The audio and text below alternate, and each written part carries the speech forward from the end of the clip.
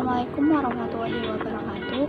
Perkenalkan, nama saya Alvin Anfaida dengan NIM 3520044. Di sini saya akan sedikit memberikan materi tentang hadis ke-8, yaitu teladan dakwah Rasulullah SAW membimbing dengan sabar dan santun dalam berdakwah. Berikut hadis dan terjemahan.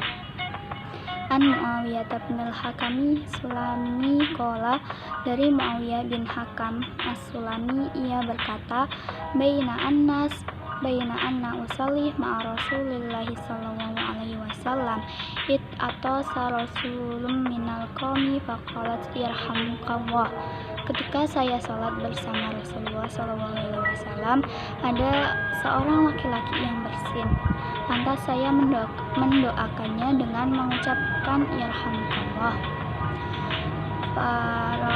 Faramatil qaum bi absarihim faqalat waqaltu ummiyahuma sakantum tanzuruna ilayya.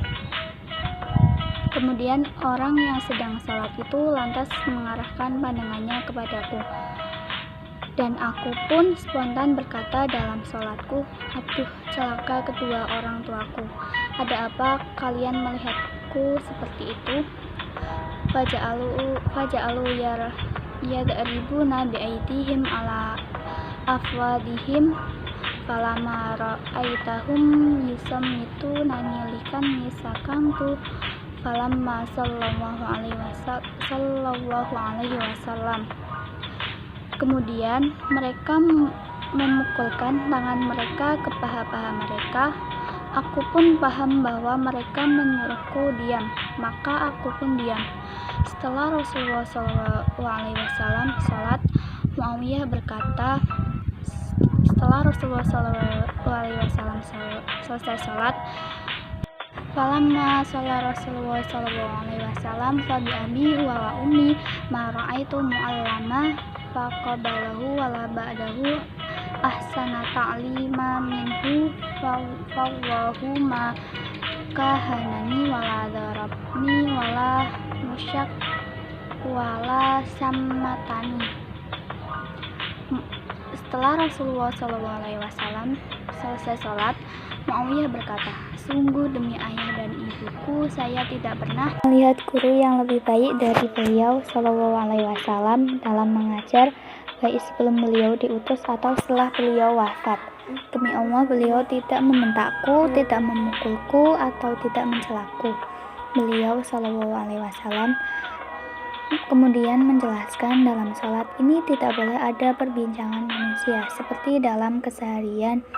Sholat adalah tasbih, takbir, dan membaca Al-Quran, sebagaimana yang disabdakan oleh Rasulullah SAW. Qultu ya Rasulullah, inni hadisu ahdim bijahaliyatin wa qad ja'allahu bil Islam. Saya, Muawiyah, berkata, wahai Rasulullah, sesungguhnya saya baru saja masuk Islam dan Allah telah menganugerahiku agama Islam. Akhrajahu Muslim wa Abu Dawud wan Nasa'i. Hadis ini diriwayatkan oleh Imam Muslim, Abu Dawud, dan Al-Ansai. Kesuwen coy. Kisah lucu di Masjid Nabawi. Dalam hadis diceritakan sebuah kisah lucu yang terjadi pada masa Nabi Muhammad SAW. Seorang sahabat yang baru masuk Islam bernama Muawiyah ibnu Hakam As-Sulami melakukan kesalahan yang fatal dalam menjalankan sholat berjamaah. Ia berbicara di tengah-tengah sholat, menyadari ia telah melakukan kesalahan setelah diingatkan dan diberi isyarat oleh sahabat-sahabat yang lain. Tentunya ia merasa malu, bercampur takut dalam menyelesaikan sholatnya sampai tuntas. Di tengah-tengah para sahabat yang lain yang tentunya merasa tidak nyaman dengan apa yang dilakukan Muawiyah sewaktu sholat, dan juga dalam keadaan khawatir dimarahi dan dicemooh oleh para sahabat yang lain. Seperti inilah kemudian Rasulullah SAW mengambilnya dan memberi nasihat. Sudah barang Tentu ketika Rasulullah Shallallahu Alaihi Wasallam mendekatinya, hati Muawiyah juga masih diliputi rasa khawatir dan takut. Bisa jadi Rasulullah mendekat kepadanya untuk memarahinya yang telah melakukan kesalahan fatal dalam sholat. Pelajaran dakwah dalam hadis, setidaknya terdapat 3 pelajaran yang penting dicontohkan oleh Nabi dalam kejadian di atas. Yang pertama, berdakwah adalah mendidik dan membimbing. Yang kedua, berdakwah harus dilakukan dengan tutur kata yang santun. Yang ketiga, berdakwah harus dilakukan dengan sabar. Prinsip dalam mendidik berdakwah, Nabi Muhammad SAW merupakan teladan yang baik bagi umat muslim di setiap saat dan tempat. Selama berdakwah, baik ketika di Mekah maupun Madinah, banyak kejadian-kejadian penting yang dapat dijadikan pelajaran aktivitas dakwah.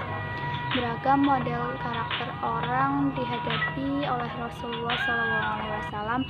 Beliau dapat menyikapi secara tepat dan proporsional.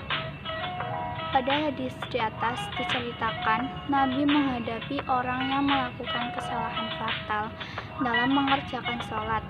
Kesalahan yang bisa terjadi dianggap tidak mungkin dilakukan oleh seseorang sebab aturan sholat hampir semua orang sudah mengerti, yaitu tidak boleh berbicara dalam menghadapi kesalahan seperti Nabi tidak mencemooh atau memarahinya, tetapi Nabi dengan sabar membimbing dan mengajari Muawiyah bagaimana tata cara sholat yang benar.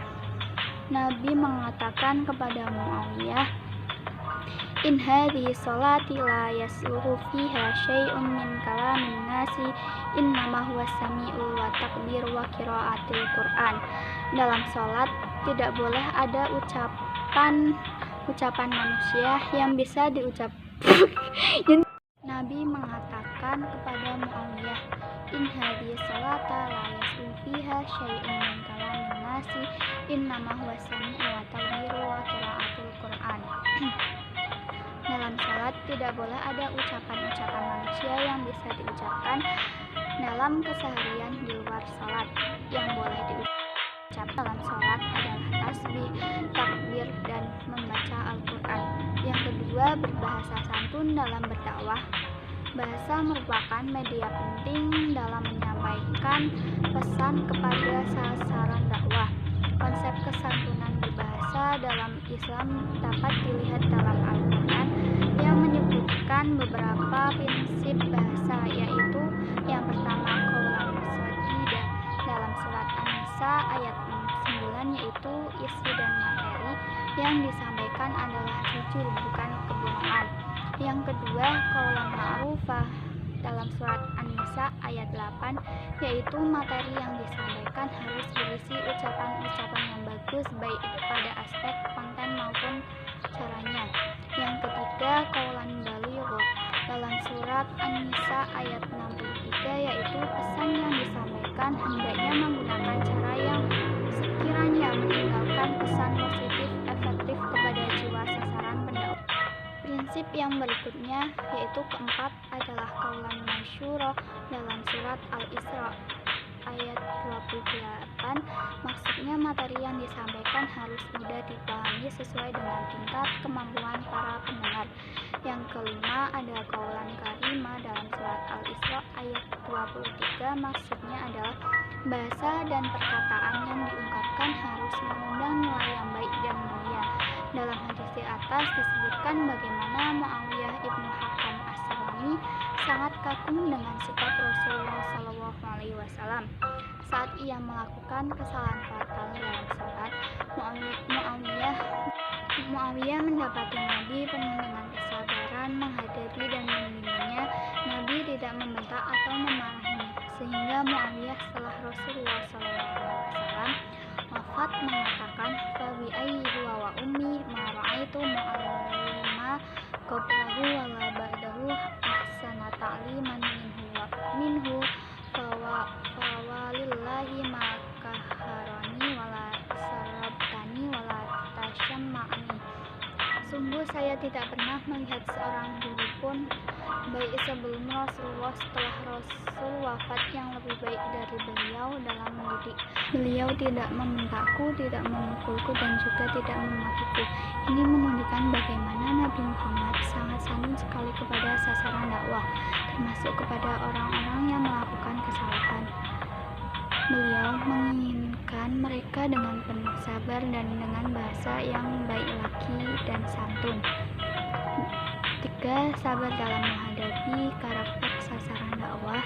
Kesabaran merupakan kebutuhan bagi setiap orang, apalagi dalam mendakwah. Bagi seseorang, dari kesabaran merupakan modal utama bagi kesuksesan dakwahnya, karena seseorang dai bekerja dalam 2 medan, yaitu yang pertama medan menghadapi diri sendiri, yakni berjihad melawan nafsu, mendorong untuk taat, mencegah dari maksiat. Yang kedua, menghadapi orang-orang di luar dirinya atau medan dakwah. Kiranya hanya cukup sekian yang dapat saya sampaikan, kurang lebihnya mohon maaf. Akhirul kalam, wabillahi taufiq wal hidayah. Assalamualaikum warahmatullahi wabarakatuh.